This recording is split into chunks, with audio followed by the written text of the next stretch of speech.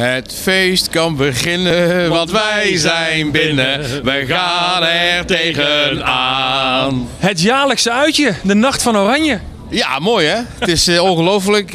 Ja, het is het jaarlijks uitje. Het is voor ons elk jaar de nieuwjaarsnacht in Ahoy. Het is de 17e keer dat we erbij zijn. Nou, hartstikke leuk, Clemens. Helemaal prima, de Nacht van TV Oranje. We willen erbij zijn hoor. Wat maakt de Nacht van Oranje altijd zo leuk dan? Nou, het is, ik hoorde straks al iemand vertellen die zegt, ja, kijk, het Nederlandse lied is zo populair, maar het is niet alleen het Nederlandse lied.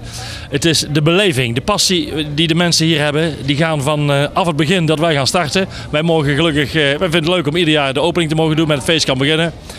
Maar vanaf het begin gaan de mensen compleet uit het dak. De Nacht van Oranje is een instituut. Dat is, 17 jaar geleden, moet je je voorstellen, ontstaan. Toen was er eigenlijk nog niks. Toen was het Meezingfeest, de eerste uitzending, of de eerste Nacht van Oranje waren ook maar 1500 mensen geloof ik. Ja, dat is een instituut en daar ga je naartoe leven en dan ga je je omkleden en dan ga je naartoe. Dat is hartstikke leuk. We zijn bezig met een aantal nieuwe dingen, dat doen we altijd wel. Maar er gaat misschien een zomerliedje komen en we gaan ook deze zomer samen op een aantal festivals, wat jullie doen, zijn we erbij. Dus onder andere in Assen. Wat een feest. Heb je iets met motorrijden? Nou, als ik over motorrijders praat, dan heb ik het meer over Willem. Die rijdt namelijk zelf motor.